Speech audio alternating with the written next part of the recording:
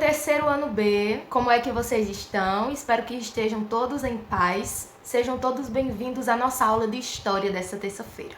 E hoje nós vamos dar continuidade ao nosso tema sobre as bandeiras e a mineração. Essa época que marcou tanto a história do nosso país, marcou tanto a história, construiu a história do nosso país. Foi um marco histórico. E eu convido vocês nesse momento para pegar o livro de vocês e abrirem na página 386, porque depois de ver um pouco sobre o bandeirantismo, que foram as explorações ao interior do Brasil, também sobre a exploração do ouro e dos diamantes, das pedras preciosas, o encontro, desses metais preciosos aqui nas nossas terras, nós vimos que foi iniciado o processo de colonização no interior brasileiro, que até antes ninguém havia tido conhecimento a essas terras. Com esse conhecimento, através das bandeiras e com a colonização, com tantos mineradores, com tantos escravos, tendo que ir trabalhar na extração dessas pedras preciosas, na mineração, no minério, houveram mudanças, tanto no território quanto na história. E é sobre essas mudanças, sobre essas cidades que vieram a surgir depois da descoberta do ouro e das pedras preciosas no interior do Brasil, mais especificamente no interior mineiro, que nós vamos falar na nossa aula de hoje. Então, nesse momento, eu convido para que você pause a nossa aula e você faça a leitura do texto base que está na página 386. Essa leitura vai acontecer de uma forma individual e reflexiva, e o nosso retorno ele já vai acontecer com os pontos mais importantes do texto. Nós vamos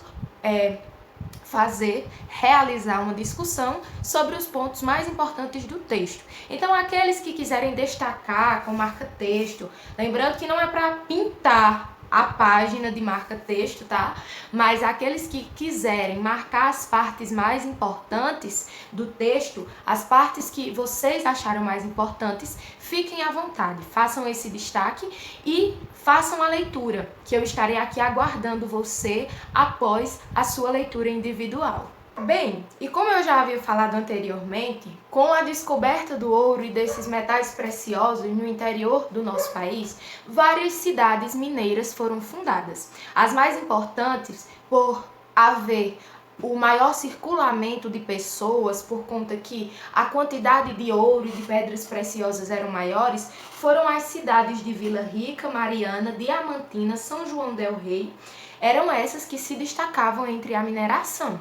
Mas também, com a mudança, a origem dessas novas cidades, o comércio também se modificou. Porque, como essas comunidades estavam localizadas em locais de difícil acesso, era muito difícil para que os colonizadores chegassem lá com alimentos para os escravos, enfim, para os mineradores, para os chefes de mineração. E quando conseguiam chegar, o alimento e os produtos que eram necessários para a mantência humana, para a sobrevivência, chegavam em pouca quantidade. Então, com isso, foi necessário que fossem abertos, que fossem criados comércios locais, que ficassem lá pelos arredores desses minérios, que ficassem pelos arredores dessas vilas, dessas novas comunidades. E nós temos também a questão de quem era que povoava essas cidades, essas novas cidades. Como diz aqui no nosso terceiro parágrafo, nessas cidades nós encontrávamos uma ampla variedade de trabalhadores, como mineradores, escravos, encarregados de mineradoras, fazendeiros, comerciantes, funcionários do governo português, francês, artesãos, tropeiros e também representantes da Igreja Católica, que vinham para catequizar os colonizadores, que vinham para catequizar as pessoas que estavam começando ali a povoar o interior brasileiro. E também, com a vinda desses representantes da Igreja Católica, muitas igrejas foram construídas nesse período, nessa época do ouro, em Minas Gerais.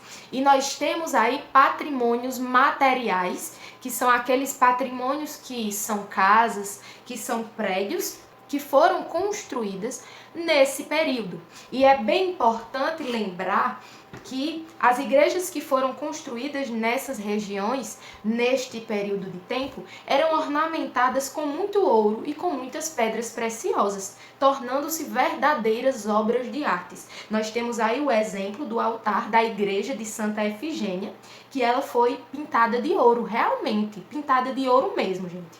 E nós temos também aí a arquitetura da igreja dos 12 profetas de Aleijadinho, que é na Basílica do Bom Jesus, na cidade de Matozinhos, em Minas Gerais.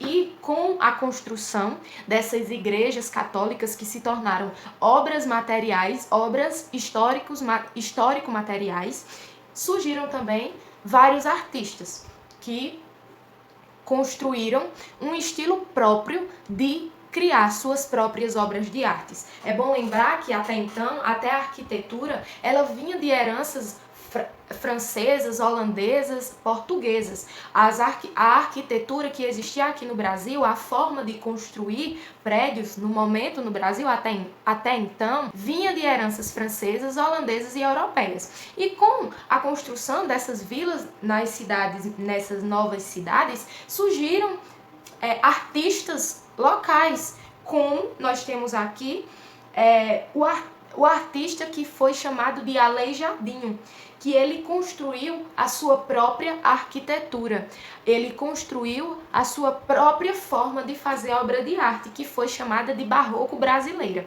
que foi a forma que foi intitulada a forma que Aleijadinho deu a própria construção da sua obra de arte. Nós temos aí como exemplo, como mostrador dessa obra de arte barroco brasileira, os 12 profetas de Aleijadinho, na Basílica do Bom Jesus de Matozinhos, que nós temos aí. Essa obra totalmente característica desse artista que é nosso, que é brasileiro, que é a mistura de raças, mas que é uma arquitetura nossa, que nós podemos dizer que é patrimônio histórico que tem herança brasileira.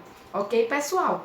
E foi sobre a construção dessas vilas, sobre a origem dessas vilas, sobre esses patrimônios materiais que foram construídos na época do ouro aqui no Brasil, que foi a nossa aula de hoje. Hoje nossa aula falou exatamente sobre isso. E finalizando aqui esse assunto que é tão importante para a construção da história do nosso país, eu convido para que todos nesse momento abram o livro, que já vai estar aberto, e virem de página. Na nossa página 387, nós temos aí uma atividade com 3 questões. Eu falo da atividade e não do pesquisando. O pesquisando ele já está separado, reservado para outro momento das nossas aulas seguintes. Ok, pessoal? Hoje, para finalizar o assunto, o tema da nossa aula de hoje, vocês vão realizar essas 3 questões relacionadas ao tema, tá certo? Da nossa aula de hoje. A primeira questão, vocês vão ligar o nome da expedição à sua finalidade. Vocês sabem que logo no início da unidade eu expliquei a diferença entre bandeiras e entradas. As duas são expedições, mas cada uma com uma finalidade diferente. Então, através da reflexão, da releitura dos textos base, vocês podem fazer a ligação dessas expedições e finalizarem aí a resolução da questão 1.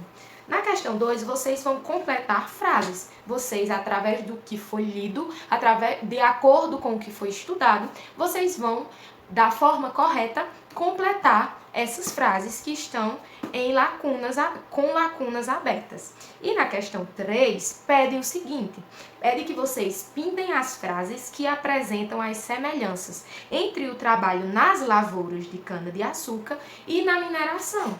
Vocês lembram que o primeiro trabalho aqui no nosso país, a primeira produção, foi a produção da cana-de-açúcar. Nós vimos isso nas unidades anteriores. Então, vocês irão ler essas 3 frases e, de acordo com o que já foi visto, vocês vão procurar semelhanças entre o trabalho que foi promovido na época da cana-de-açúcar e o trabalho que foi promovido na época da mineração. E, de acordo com essas semelhanças, vocês vão pintar as frases onde essas semelhanças surgem. Ok, pessoal? Finalizou a atividade, nós vamos de feedback, nós vamos de retorno. Vocês vão continuar mandando as atividades diariamente para que eu possa acompanhar o seu desenvolvimento. Tá certo? Também estou à disposição daqueles que restaram alguma dúvida no decorrer da aula. Faz aquela videochamada, dá aquela ligadinha pra tia, que tia está sempre à disposição de vocês. Ok, pessoal? E é assim que finalizo a nossa aula de história de hoje. Espero que tenham gostado, que tenham adquirido conhecimento. Desejo a todos um ótimo dia de estudos. E é isso, meus amores. Um grande beijo e até o nosso próximo encontro. Lembrando que hoje, logo mais às 3 horas, nós temos a nossa aula de língua portuguesa, tá certo? Então eu aguardo todos. Um grande beijo e até mais!